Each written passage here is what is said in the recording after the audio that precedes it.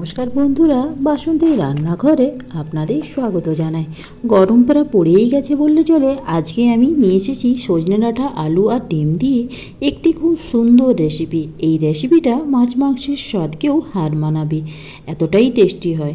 গরম ভাতের সঙ্গে খেতে কিন্তু অপূর্ব লাগে। তাহলে আসুন বন্ধুরা, আমরা এই রেসিপিটা শুরু করি।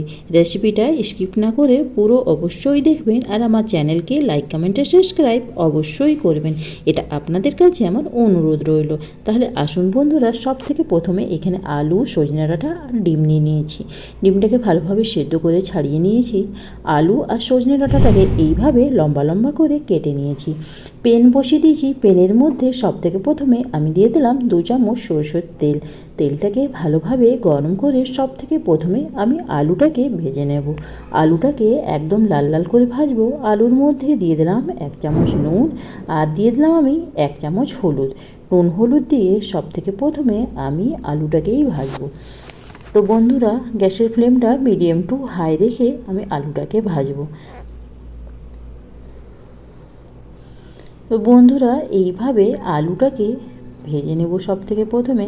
আর আলুটা যখন অর্ধেক ভাজা হয়ে যাবে, তখন আমি এর মধ্যে দিয়ে দেবো সজনে ডাঁটাটা। আর এইভাবে আলু আর সজনে ডাঁটাকে একসঙ্গে এখন আমি ভেজে নেব। 2 থেকে 4 মিনিট সজনে ডাঁটাটা নাড়ার পরে এখন আমি ঢাকনা দিয়ে দেব, যাতে সজনে ডাঁটা আর আলুটাও ভালোভাবে সেদ্ধ হয়ে যায়। এইভাবে আমি ঢাকনা দিয়ে দিলাম। 5 থেকে 7 মিনিট এইভাবে ঢাকনা দিয়ে দেব। আর দেখুন বন্ধুরা, 5 থেকে 7 মিনিট ঢাকনার পরে আলুটা আর সজনে ডাঁটাটা একদম লাল লাল ভাজা হয়ে গেছে। এখন আমি পেন থেকে সজনে ডাঁটার আলুটাকে কেড়ে নেব।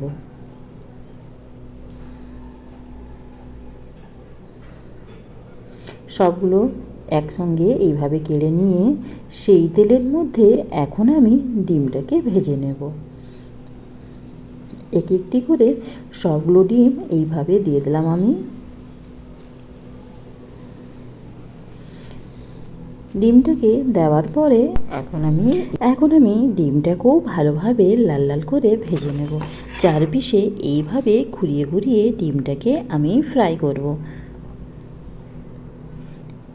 আর বন্ধুরা, যখন ডিমটা আমার লাল লাল ভাজা হয়ে যাবে, তখন আমি ডিমটাকে পেন থেকে কেড়ে নেব। তো বন্ধুরা দেখুন, এইভাবে আমার ডিমটা ভাজা হয়ে গেছে। এখন আমি ডিমটাকে পেন থেকে কেড়ে নেব। সবগুলো ডিম এইভাবে পেন থেকে কেড়ে নিয়ে এখন আমি সেই তেলের মধ্যে মশলাটাকে ভেজে নেব। তো বন্ধুরা, সবগুলো ডিম আমার কাড়া হয়ে গেছে। এখন আমি সেই তেলের মধ্যে দিয়ে দিলাম আধা চামচের মতো কালো জিরে। কালো জিরেটা একটু ফুটে আসলেই এখন আমি এর মধ্যে দিয়ে দেবো 2টি শুকনো লঙ্কা। আর শুকনো লঙ্কাটা একটু ফুটে আসে, এর মধ্যে আমি দিয়ে দেব মশলা। মশলার মধ্যে আমি সব থেকে প্রথমে সর্ষে আর কাঁচা লঙ্কাকে বেটে নেব। তো বন্ধুরা, এইভাবে মিক্সার জারের মধ্যে সর্ষে আর কাঁচা লঙ্কাটাকে বেটে নিয়ে তেলের মধ্যে দিয়ে দেব। জারটাকে ধুয়ে আধা কাপের মতো জল দিয়ে দিয়েছি। আর আমি গ্যাসের ফ্লেমটা এখন লো করে মশলাটাকে ভাজবো। মশলাটা তখন 10 মিনিট ভাজা হয়ে যাবে, এখন আমি এর মধ্যে অ্যাড করব পেঁয়াজ বাটা। 2 চামচের মতো এর মধ্যে পেঁয়াজ বাটা অ্যাড করলাম। গ্যাসের ফ্লেমটা মিডিয়াম টু লো করেই মশলাটা ভাজবো। পেঁয়াজ বাটাটা দেওয়ার পরে এখন আমি এর মধ্যে দিয়ে দেব 1 চামচ হলুদ গুঁড়ো। হলুদ গুঁড়ো দেওয়ার পর এখন আমি দিয়ে দেবো 1 চামচ নুন। নুন দেওয়ার পরে এখন আমি এর মধ্যে দিয়ে দেবো আধা চামচের মতো কাশ্মীরি লঙ্কার গুঁড়ো। কাশ্মীরি লঙ্কার গুঁড়ো দিয়ে এখন মশলাটাকে ভালোভাবে ভাজবো। গ্যাসের ফ্লেমটা মিডিয়াম টু লো রেখেই মশলাটাকে ভালোভাবে কষে নেব। আর দেখুন বন্ধুরা, এইভাবে লো ফ্লেমে মশলাটাকে ভালোভাবে কষার পরে যখন মশলাটা এইভাবে তেল ছাড়বে, তখন আমি এর মধ্যে ডাঁটা আর আলুটাকে মিক্স করব। দেখুন, মশলা থেকে তেল ছেড়ে দিয়েছে। এখন আমি মশলাটাকে মধ্যে অ্যাড করব টমেটো কুচি, 2টি টমেটো কুচি এর মধ্যে দিয়ে দিলাম। টমেটোর সাইজগুলো ছোটোর জন্য আমি 2টি দিয়েছি, আপনারা চাইলে এর মধ্যে একটিও অ্যাড করতে পারেন। টমেটো কুচিটাকে দিয়ে মশলাটাকে আর একটু কষে নেব। আর দেখুন বন্ধুরা, মশলাটা আমার ভালোভাবে কষা হয়ে গেছে।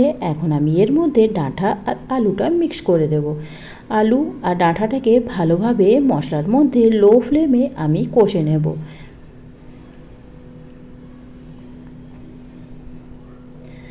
আর এইভাবে 10 মিনিট কষার পরে এখন আমি এর মধ্যে দিয়ে দিলাম জল। আপনারা যতটা গ্রেভি পছন্দ করেন ততটা আপনারা জল এর মধ্যে অ্যাড করবেন। আর দেখুন বন্ধুরা, লো ফ্লেমে এখন আমি একে ফুটার জন্য ছেড়ে দেব।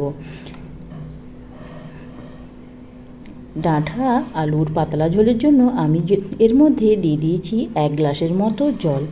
আর বন্ধুরা, এইভাবে যখন জলটা ফুটতে আরম্ভ করবে, এখন আমি এর মধ্যে ডিমগুলোকে অ্যাড করব।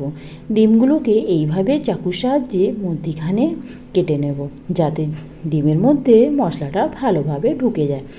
সবগুলো ডিমের মধ্যে এইভাবে কেটে কেটে ঝোলের মধ্যে দিয়ে দিলাম।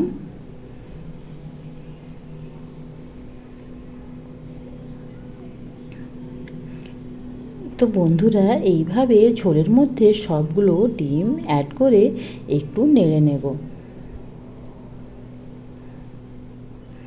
আর গ্যাসের ফ্লেমটা এখনও আমি লো রাখবো। আর এইভাবে যখন ডাঁটা আলু আর ডিম ফুটা আরম্ভ করবে, তখন আমি এর মধ্যে দিয়ে দেবো ধনেপাতা কুচি, আর দিয়ে দেবো এর মধ্যে 1/2 চামচের মতো গরম মশলা। গরম মশলা দেওয়ার পরে আর একটু আমি 5 মিনিটের মতো লো ফ্লেমে ফুটার জন্য ছেড়ে দেব। তো বন্ধুরা, এইভাবে 5 মিনিট ফুটে আসলেই গ্যাসের ফ্লেমটা আমি অফ করে দেব। তো বন্ধুরা, এইভাবে আমার ডাঁটা আলু দিয়ে ডিমের ঝোল তৈরি হয়ে গেছে।